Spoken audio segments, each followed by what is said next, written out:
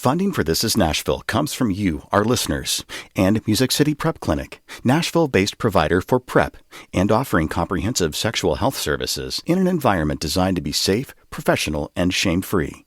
Learn more at musiccityprep.org. I'm Khalil A. Kulona, and this is Nashville. Today, we are talking about what it takes to run for elected office here in Tennessee. Our democracy needs citizens to participate in government as representatives of their communities who do the work of making decisions for their communities. And at the local level, counties have elected positions like county commissioners, school board members, city mayors, and county executives. At the state level, state representatives and senators can serve in the Tennessee state legislature. There's also the office of the governor. And on the national level, we'll need representatives from Tennessee to go to U.S. Congress to represent us. So yes, there are a lot of options for running for elected office. And if you're considering running for office, or you know that you really want to, there are a few things that you need to know to get started, like what positions you can run for, how to get on the ballot, and what goes into running a campaign at any scale. We are going to cover all of those basics today, as well as talk about the resources available to help support candidates. And most importantly, we want to hear from you. Have you ever thought of running for political office here in Tennessee? What motivated you? And if you've thought about running and decided not to, why did you decide not to? And that's not only Republicans and Democrats we want to hear from. If you're a libertarian, a member of the Green Party, or any other political group, call us up, 615-760-2000. That's 615-760-2000. Now, joining us now to help us learn more about running for office in our state are Rachel Campbell. She's the chair of the Tennessee Democratic Party, and Lonnie Spivak, political strategist and former chairman of the GOP Nashville. He finished his term in February. Rachel and Lonnie, thanks for being here. Welcome to This Is Nashville. Hey, Khalil. Thanks for having me. Thank you both. Thanks for having me. Thank you both for being here. Okay, now I do want to start off for listeners to say that, look, we live in a political system with, at the moment, two major political parties. We have both a Republican and a Democrat with us, and I think it's reasonable to say that we all might have different views and opinions about certain policies, and we may agree on some others. Most importantly, we're all Americans, and our political system needs people with different backgrounds and beliefs to participate. And today's episode, I'll repeat, today's episode is about talking about what it takes to get involved in politics of our state as a candidate for office in whatever party you want to join. With that, let me ask you both. Lonnie, I'll start with you. You've been involved in political parties in our state for a long time. What originally got you involved in state politics? Well, it was in the 90s, and there was a discussion in the state of Tennessee whether or not the state of Tennessee would be one of those states that had an income tax. At the current time, we did not have an income tax, and there was some debate whether or not our state constitution even allowed for us to have an income tax. And we had a Republican governor, which was Don Sundquist, who, when he ran for re-election, said, we'll never have an income tax in Tennessee. But as he was finishing up his first term, he did push for an income tax. And there was a lot of opposition to it.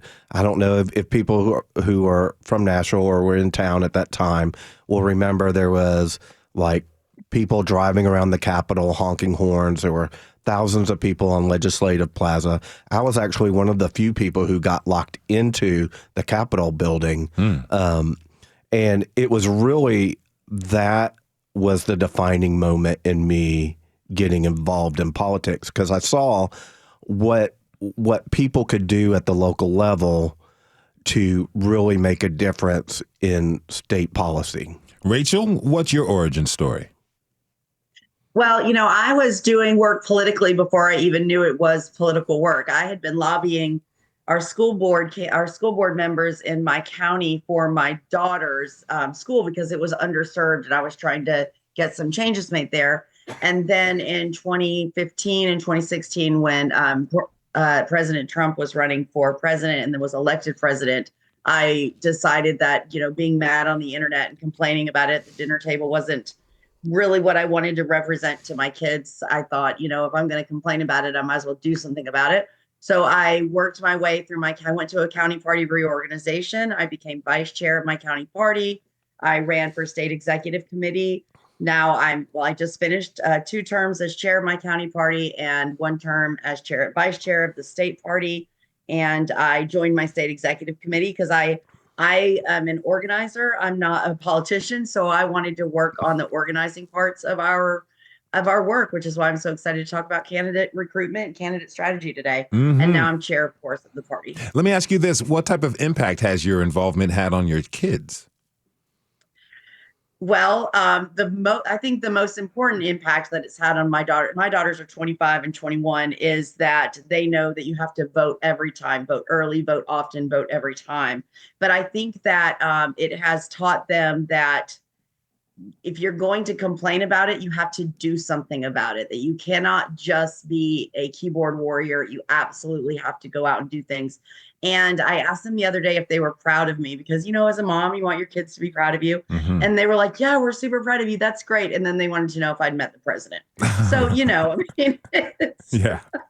You take what you can get from it. That's right. That's right. Now, we've had a few guests on the show say something to the fact of, if you don't complain about it, if you don't vote. We've also had a lot of people, and I think all of us have heard the saying, all politics is local. There's a lot of news coverage on national politics, and global politics, which definitely, impact us. But let me ask you both, how important would you say local politics are? Lonnie? I really think that local politics, as they affect your day-to-day life, are really more important than the national level politics, especially in a state of like Tennessee, where the state is a majority one party. But at the local level, there's opportunity for it to go one way or the other, especially in Nashville. Like our Metro Council is considered nonpartisan. So when you run for those offices, you don't run as a Republican or a Democrat. It's just a primary in those races. Rachel? Yeah, I think that, look, the state party focuses on a lot of things and has historically over the years, but we're going to be really focusing a lot more over the next 2 years on local races and local politics, because he's absolutely right. And I believe that all politics is local. I cannot do anything in my community right now about what's happening like on the front lawn of the White House, right? But I absolutely can do something about what's happening at my school board. I can help support candidates. I can help get people elected, and I can actually go to my school board meeting and lobby my school board members to do the right thing. And that affects everything that's happening in my community. So I deeply believe that all politics is local. All right. So national stuff matters, but your local politics matter more. I definitely understand. Okay, let's talk about some of the positions and the basics. As I mentioned at the top of the episode, we have different levels of elected office here in Tennessee, starting at the county level up to our state representatives in the U.S. Congress. What kind of county level elected positions do we have here in Tennessee? Either of you can answer. Well, it really just depends. If you're in a metropolitan area like Nashville, you have a metro council, and then the other counties will have county commissions. They're basically the same. Nashville actually has a very large council, which is third largest in the country, I believe. A 40-member council is very large. So you have that. You have everything from judge, sheriff, property assessor, county clerks. I mean, there's really just about any position that you can think of is something that you can run for. As citizens, and as citizens in Tennessee, we have representatives at the state legislature. But for anyone who may not know or maybe missed the civics class in school, Rachel, tell us, what kind of business and decisions are state lawmakers responsible for? Well, state lawmakers write and then attempt to pass bills that turn into laws or resolutions that go to the governor's desk for signing. They participate in committees to learn about the different things that they're supposed to participate in committees to inform themselves on those bills that they're writing and or passing. They should be doing constituency work in their districts on, during session, but especially in the off session times, and meeting with their constituents and learning the needs of their community, and then advocating for their community and their districts when they're at the Capitol. Those are the things that I think state legislators should be doing. It's not always what they are doing. That's a big job. And back to what we were talking about, local politics.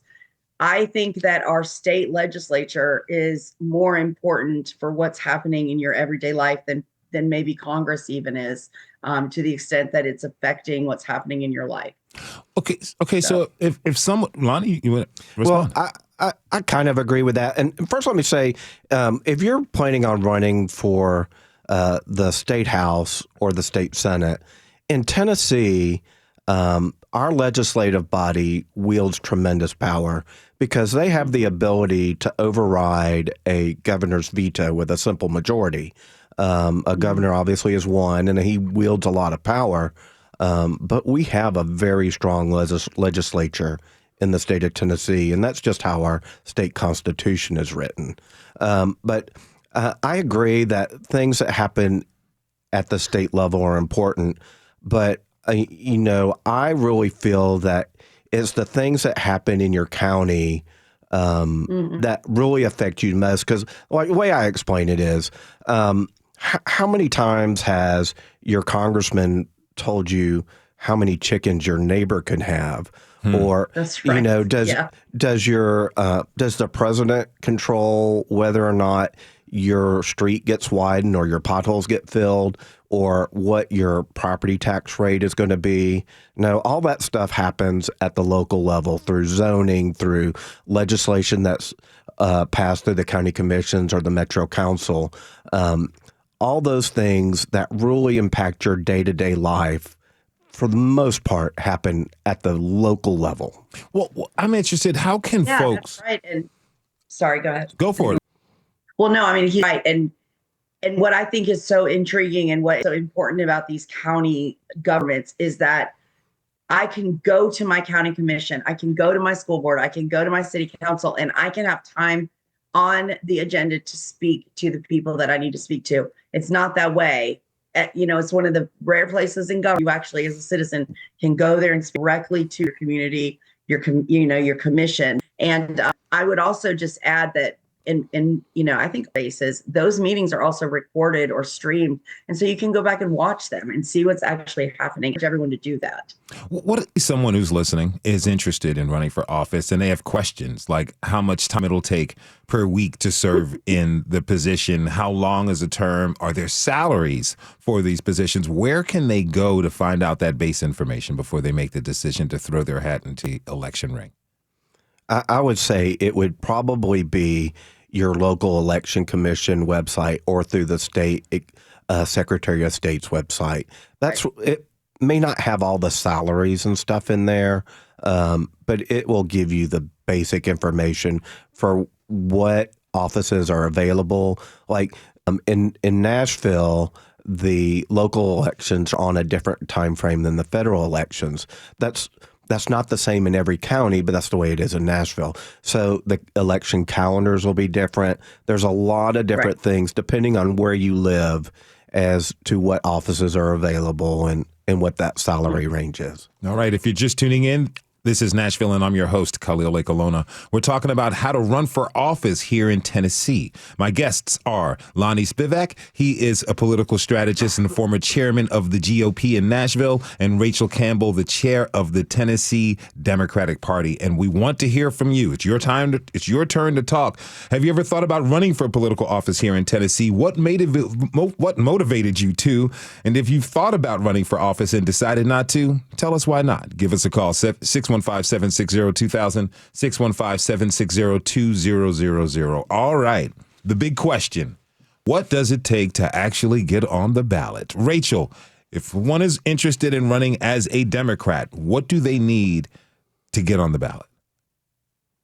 So, the first thing you want to do is go to the election commission and pick up your petition. You want to run as a Democrat, you go to your election commission, you pick up your petition, and you take that petition out in your district, and you get registered voters to sign that petition. And I think every different seat has a different amount of signatures. Like if you want to run for county commission, you need 25 signatures, or even state executive committee for the Tennessee Democratic Party, 25 signatures in your district. You go get your petition passed, you drop it back off. The election commission will certify that you're eligible to run for that office. But before you do that, really, you should contact or reach out to your county party if you're running as a Democrat. I'm sure it's the same for the Republican Party.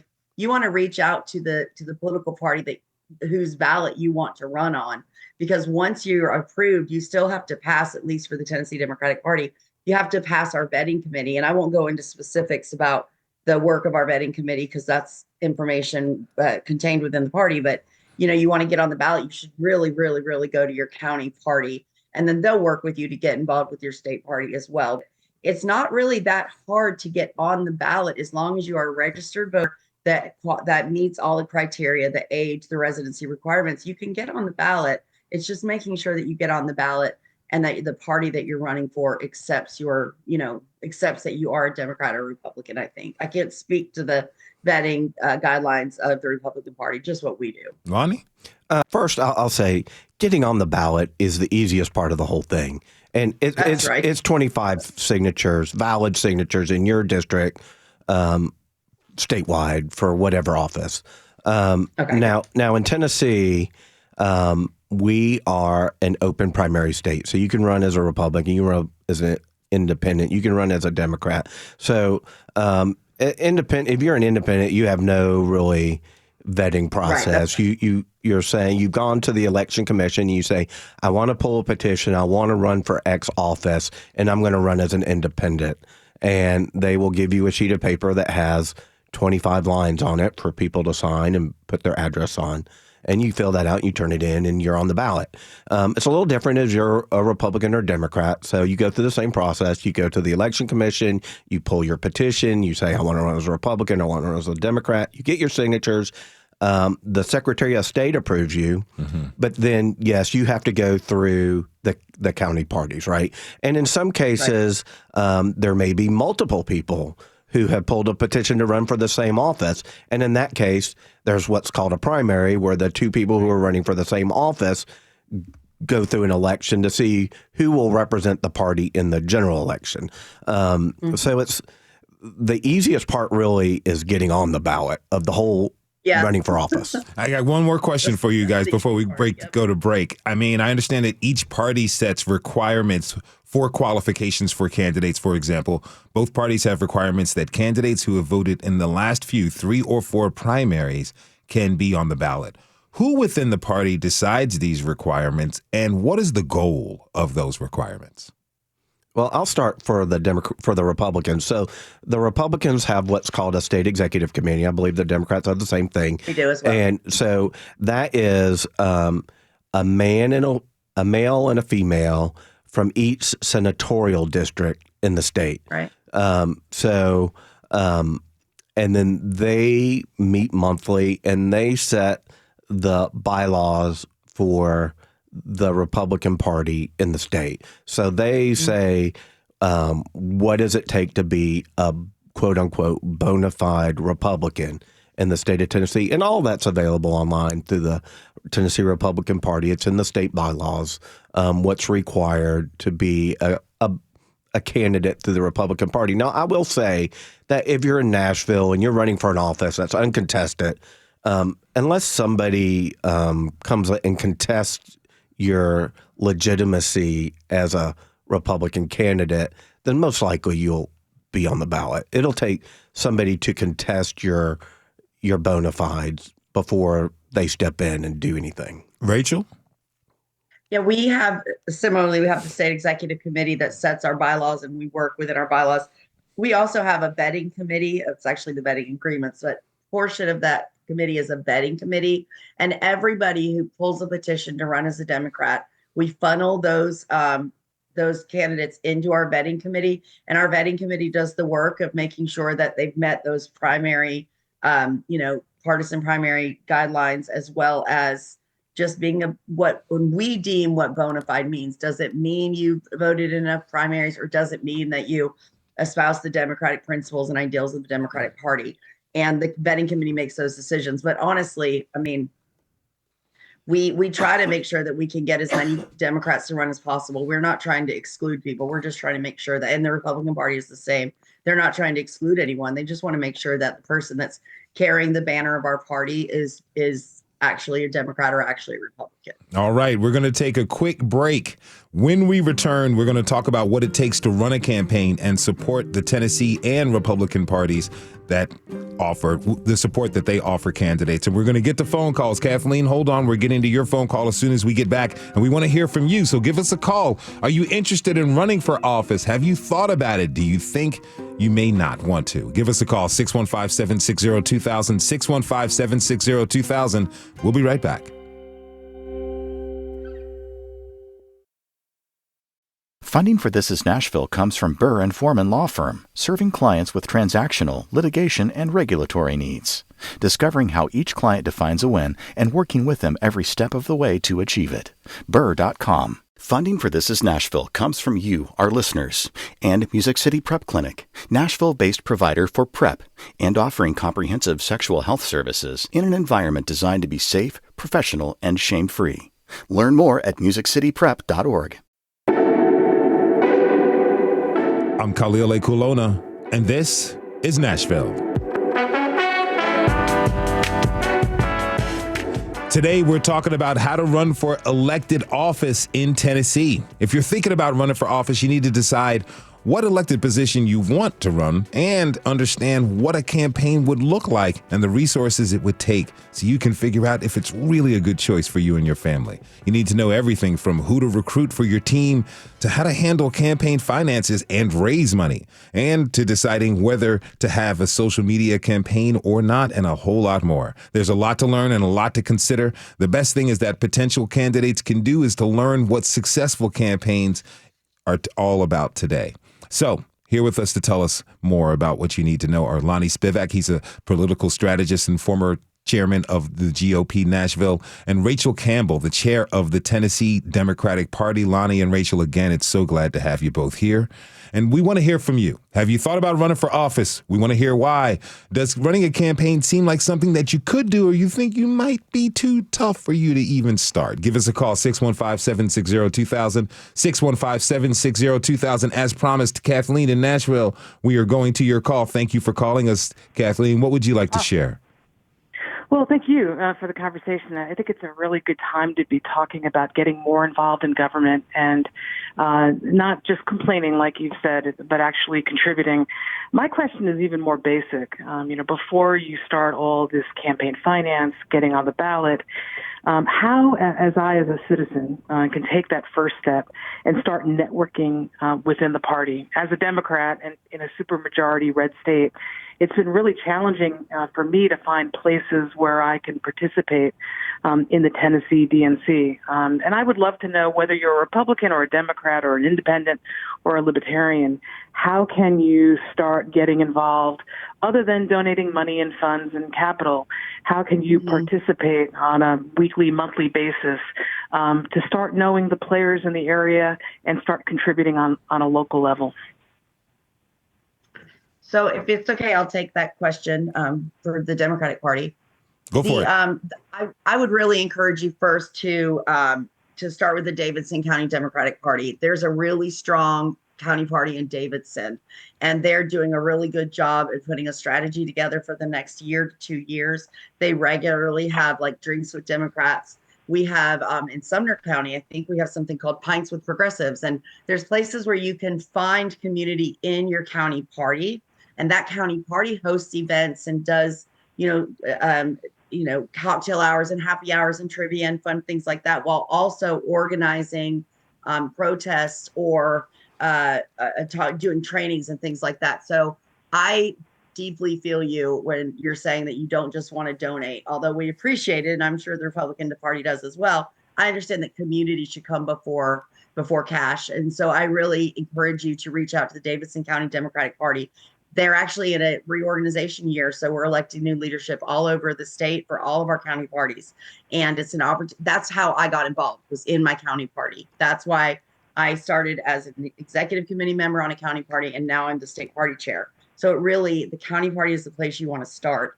And then there's, you can often find like groups online, Facebook groups, where you can find community there too. But truly start at your county party. Lonnie. Well, from the Republican standpoint, I would go to gopnashville.org and just get on the email list, right? We're emailing out once or twice a week, just events that are happening in your neighborhood. I would follow Metro government and see when they are having local meetings for whether it's zoning or whatever it may be, and attend those meetings. Like I host a breakfast club the first Saturday of every month out in Bellevue, and we have political figures. We have just like next month, I have an economist from TSU just talking about, what state Nashville's economics are in. And so we talk about a variety of things, and it's just good to go to those local meetings, meet people, network. And I would really, though, agree, just go to your county party, and at least for the Republican Party, we're not doing a lot of protests. We're not doing a lot of that other stuff. But we'll communicate with you what events we have going on in your neighborhood. And then once you get engaged that way, then we may reach out to you and say, hey, would you be interested in being a precinct captain? Or would you want to be a regional vice chair? Or, what's your interest in volunteering and that kind of stuff? And so just the first thing is just so easy. Go to the website, put your email in, and it'll kind of organically happen from there. Awesome. Kathleen, I hope you got a lot of information that's helpful for you. Thank you. Thank you so much. Have a great day. Okay, I want to go to some campaign basics. And either one of you can answer, what do campaigns need? What are the different roles that a campaign needs to fulfill in order to be an effective campaign? The biggest thing that you need to be an effective campaign is just passion. It's going to take a lot of time. It's nothing that's easy. And outside of the money and the volunteers and the other stuff, you have to know in your heart and in your bones that you are going to put the work in to see it through. I've been on the ballot twice, and it's been probably some of the greatest experiences of my life. But not having done it before, getting your name on the ballot and then introducing yourself to people and then saying, hey, nice to meet you. Do you have $1? Is those are the kind of things you have to know in your deep down that you are committed to do this. And without that commitment, everything else is exponentially more difficult. What was the most difficult part about being on the ballot? Was it asking people for money? That is very hard to do. If you've never done it before, raising money for political campaigns is stressful. You feel, I don't know, you just feel like you've got your hand in people's back pockets. I understand that you need money to run campaigns, and most people can't self-finance. And if you're running in a primary stuff, you can't count the county parties, at least in the Republican, they can't give you money to run a campaign if you're running in a primary. So it's all on you. So you have to, start with your family and friends list, start asking people for money, and then go to your local businesses. And it is one of the things that is very hard to do in politics. You get used to doing it, but that first couple times you're doing it is very hard. And I would have, if somebody would come to you, if I was and this actually happened to me. I was a brand new candidate, and I was being introduced to a money guy, and he said, well, why should I support you over your opponent?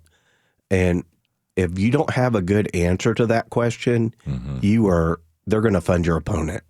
And so it is really very hard to kind of get over the fact that you're asking people to support you not only with their vote, but with their money and hard-earned, funds. So since we're talking about money, let me ask this question to both of you. Rachel, if you can answer first. How much does it cost to run for local offices and also statewide offices? What are some of the numbers that we're talking about? Man, that is such a there's no patent answer to that. Every single race has a different price tag, and you can be economical on some of these races and still win, or you can raise, $8 million and still lose, right? And it depends on your media market. Right. when you're talking about running in a rural county, there's not always a lot of money to be earned or raised in a rural county. So you have to make do with what you have.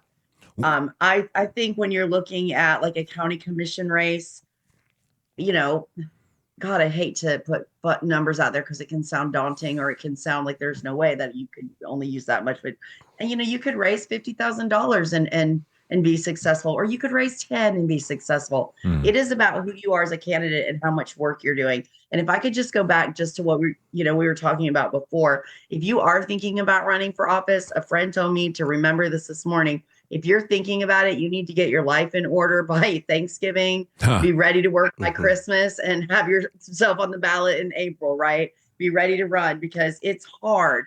And remember, and I'm sure Lenny will say the same thing. When you're running for office, it's not just you who's running. It's you and your spouse or partner or your loved ones. It's your family. It's your life on the ballot. And it is a full-time, it's a slog, and it's hard. It's rewarding, but it's hard. And as a candidate, you have to remember that it's not necessarily personal, right? And that's one of the things that it took me a while to separate myself from that. Like, I don't take politics personal anymore. I've been called horrible things, and it doesn't matter to me anymore. I as a candidate, and when I was chairman, I would focus on policy, and I really don't care what anybody else thinks of me. But if you have a thin skin, you are never going to make it in politics because it is a contact sport. Yeah, that's exact. We agree.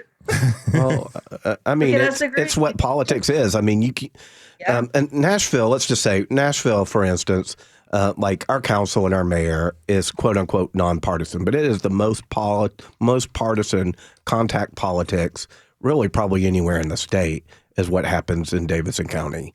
The Metro Council and that mayoral race is so very partisan. I wish they'd just go ahead and just change it to a partisan election. That's interesting. Okay, we have a call from Chris in Hendersonville. Chris, thank you for giving us a call, my friend. What would you like to share? So my question is, with so many districts really not being competitive statewide, state representative, state senate, maybe also in Nashville, but I'm not sure.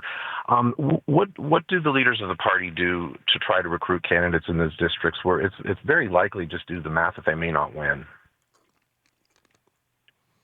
That's a hard one. I mean, when you're asking people to run for office in a red or a blue district when there's not a lot of wiggle room, that's hard to make that ask. But sometimes you can just you tell people, look, it's for the greater good, and you're looking to pick up.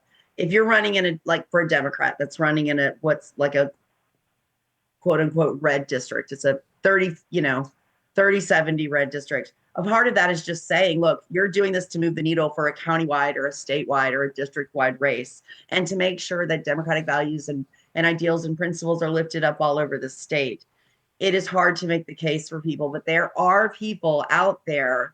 I'm one of them, and dear friends of mine have done this, have said, I'm putting my name on the ballot because we've got to have Democrats running everywhere. We've got to have people on the ballot to give a choice. There must be a choice everywhere. And it's hard, but it's worthwhile and it's worth it. So when I'm thinking about candidate recruitment, it starts at county parties. No, I continually tell this as a state party chair who comes through a county party background. No one knows your district better than your county chairs. So when you're looking at candidate recruitment, you want to start with your county chairs and your county party members, because they know the landscape on the ground, and they know who is a rising star in their community. They know if there's an activist at the school board who's showing up every other week to say, hey, I oppose vouchers. You might want to go talk to them and say, I hear you saying this every week. You want to put your money where your mouth is?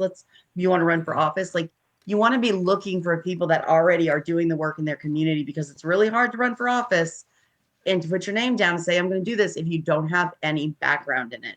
I would not say to someone who's never been involved in politics at all, hey, great time to go run for Senate, right? Like, you need to work and learn your community. And that's where we start. Lonnie? So in Davidson County, we're a 65-35 Democrat county. And we have the same issues. The Republican Party in Davidson County has a candidate recruitment committee. But a lot of times it's just people who just feel the calling to run. And, you know, that's really the biggest part of it. You have to feel called to it. You know, it's an uphill battle. And we as the county party, we'll be honest with you and like, look, this is an uphill battle. This is what you'll need. But we offer them candidate training schools. We offer them assistance that we can provide as the county party. It's not always a financial offering, but there's so much more to running the campaign than just the money. All right. So have a thin skin.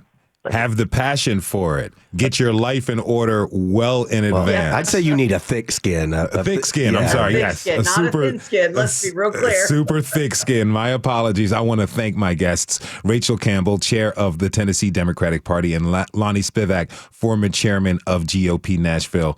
Thank you both for being here and giving us this information. Pleasure. Really appreciate it. Thanks for having me. I really enjoyed it. All right. We're going to take a short break. When we come back, we're going to check in with two organizations that offer training and support to first-time candidates who want to run for office. And don't forget, give us a call, 615-760-2000, if you have any questions or thoughts about running for office yourself. Stay with us. This is Nashville.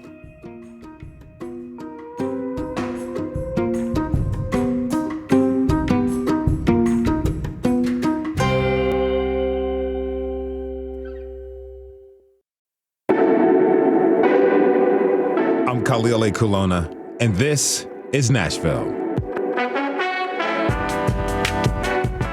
Today, we've been talking about running for office, elected office here in Tennessee. Now, there are several organizations that provide training for candidates, especially first-time candidates, on how to run a successful campaign.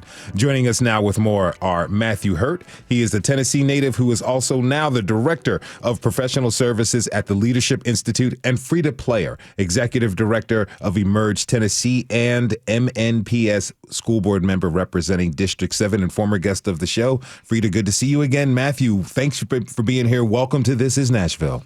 Thank you. Glad to be back. Great to be with you. Good to have you both here. Okay, so you both have experience running campaigns and being involved in politics at many levels. Matthew, you've run for office. You've managed state senators, a state senator's campaign, trained university students on how to get involved in politics, and served as an at-large delegate at previous Republican national conventions. And Frida, you too have run for office, worked on Al Gore's campaign, worked as a political director for the Tennessee Democratic Party, been involved in several grassroots campaigns, served as a senior legislative advisor for Mayors Briley and Cooper. Now you're on the school board. You both, meaning to say, have a lot of experience. Tell me this, Frida, we'll start with you. What was the spark that really got you involved, and what kept you involved? I want to change my community. I saw things that need to be fixed. I saw voices that need to be represented and be amplified. And I felt that running for office was a great place to do that, to really make sure that everyone could participate in democracy, and no matter how that looked like. And I thought running for office was a great place to do that, and to be able to make very complicated policies be simplified for voters and for constituents and residents throughout Tennessee. Matthew, what about you? What was your motivation? Well, Khalil, I grew up in the Blackman community outside Murfreesboro, and there was a hyper-local zoning issue that impacted a number of members of the church I attended.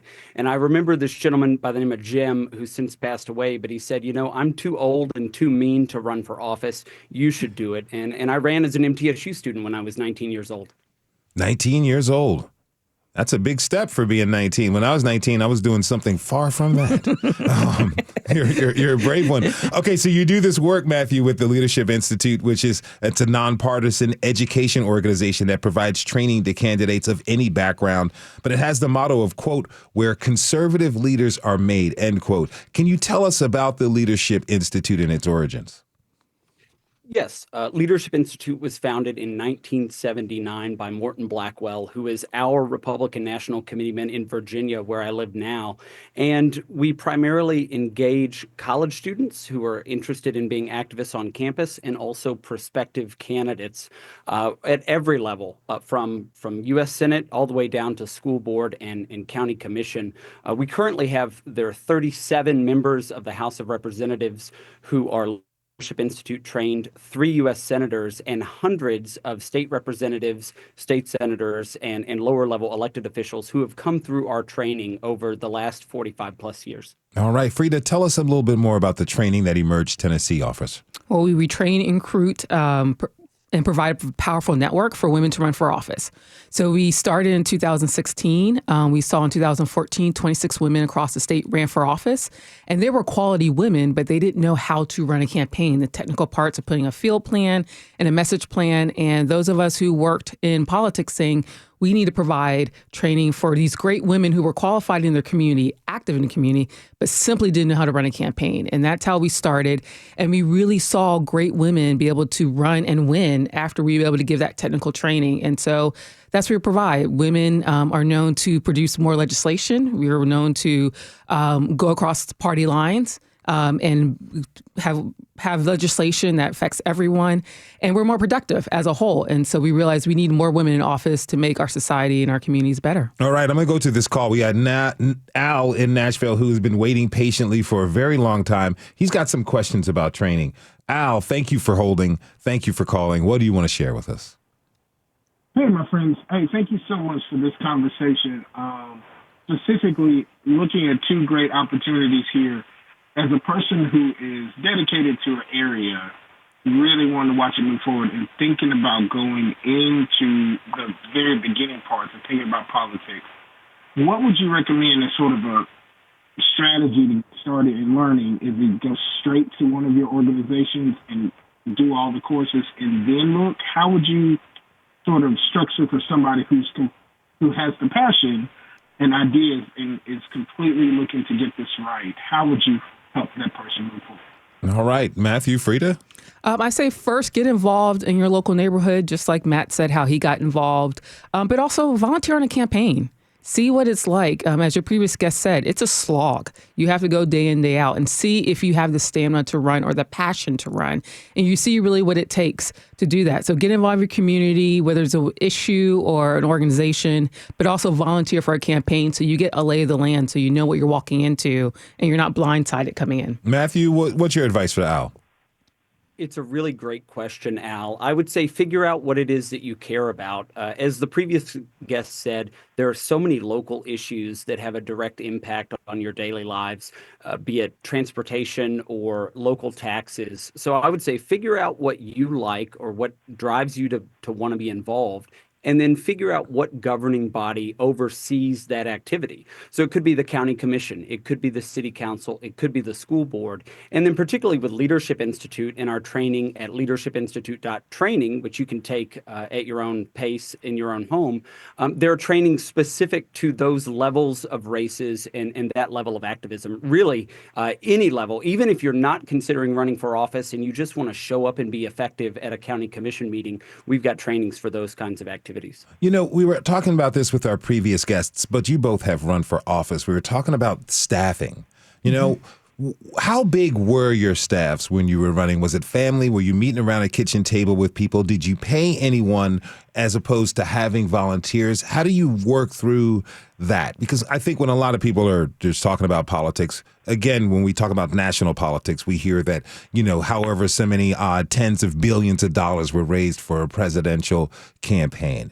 It is hard for us to take that big of a number and whittle that down to what we would do for local office. But if you're asking people to volunteer for you, that's a lot of time. Some people are experts at this. Some people are professionals at this and want to get paid. How do you balance that out? And what are you paying folks for? For a local area, you probably have 1 or 2 paid people, a campaign manager, and usually a finance fundraiser person to help you fundraise. Everything else is usually volunteer. even on the state level, you run for state house, state senate, you're only going to have 1 or 2 paid staffers, maybe 3 if you're really lucky and really are a strong fundraiser. You can kind of beef that up to 3 to 5. But majority of time, if you're state senate and lower, you're looking maybe 3 to 5 people most. If you're looking for city council or school board, you may have 1 or 2 people, and the rest are volunteers of family, friends, and other political people who are active, who understands what it takes to big lift to run for office. Mm-hmm. Matthew? When I ran for county commission, I was the only member of my campaign staff, with the exception of a few volunteers. I really felt like I had to get in front of the voters directly, having been only 19 years old. When I managed a state senate race in 2010, we had 3 paid staff. For state legislature, for state house or state senate, you're probably going to have what you call a campaign manager or a glorified field director. That person keeps the candidate on task, gets him or her to the doors, keeps him or her on the phones, a general consultant who will then manage your mail operation or television and radio ads, and then you may pay a scheduler or someone else. But, as has been said, these are shoestring campaigns until you get to the congressional or Senate level, where not only do you have paid professional staff, but quite frequently paid professional door knockers who will then go door to door for you. All right. So, we've been talking about getting involved, participating in our democracy throughout this conversation. What would you both say to anyone who feels discouraged, who may feel like their vote doesn't matter? And why would I even consider running for office? Because they may have a little bit of a sour opinion of politics and politicians. Matthew, what do you say to that person? In addition to growing up in Rutherford County, which is a traditionally pretty red community now, I live in Arlington, Virginia, which 79% of voters voted for Kamala Harris. And so we have that struggle for conservatives in Arlington. I say it's so important to show up and be engaged in something that you care about, because you never know when there's a wave election, when there's that lightning strike opportunity to win an election. And it takes good candidates, people with respect from the community, to show up, to qualify for the ballot, and to make the case to voters. You never know if you're going to win. And as they say sometimes, you can't win if you don't play. And I say you can't win if you don't run. Mm-hmm. Frida? I would say I have worked on campaigns where we have won by 5 votes, 13 votes, lost by 11 or 20 votes. And so as a staffer, you get sick because you're just like, I could have gone out literally and find 20 votes on election day when you know it's that close. So when you say your vote doesn't count, it counts, particularly on a local level when elections are cited by less than 25 votes. To be a candidate and a discouragement, I would say this.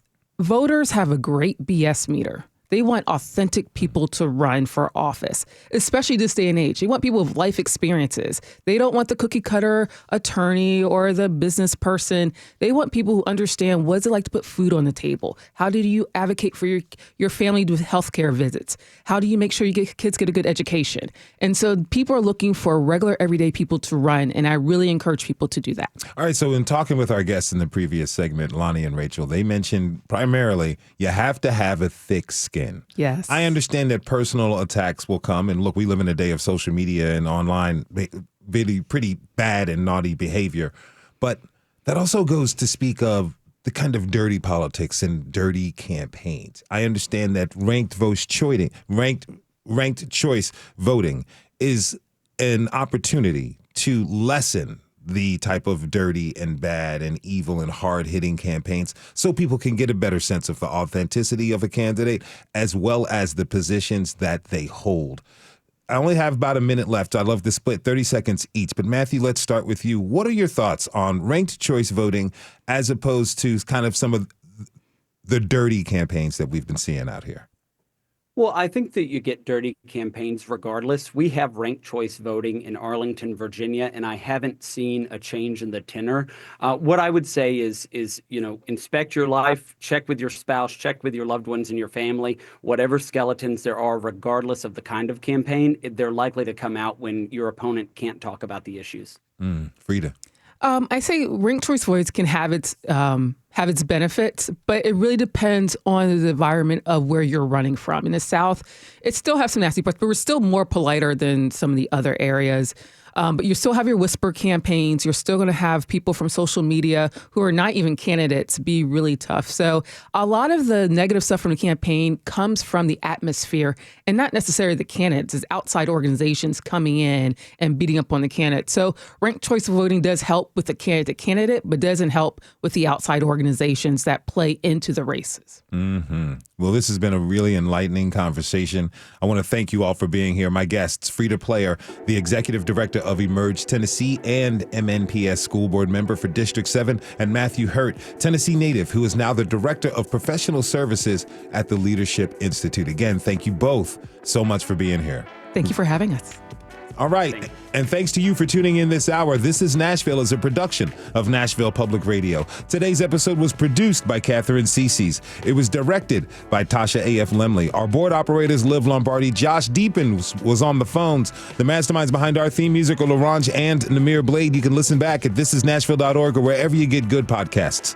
And the conversation does not end here. Comment and tell us what you want to hear on the show by leaving us a message at 615-751-2500. You can also find us on Blue Sky and Instagram and X at This Is Nashville. This is Nashville. I'm Khalil Lekalona. We'll see you on Monday, everybody. Again, if you don't vote, you can't complain. And it's something else.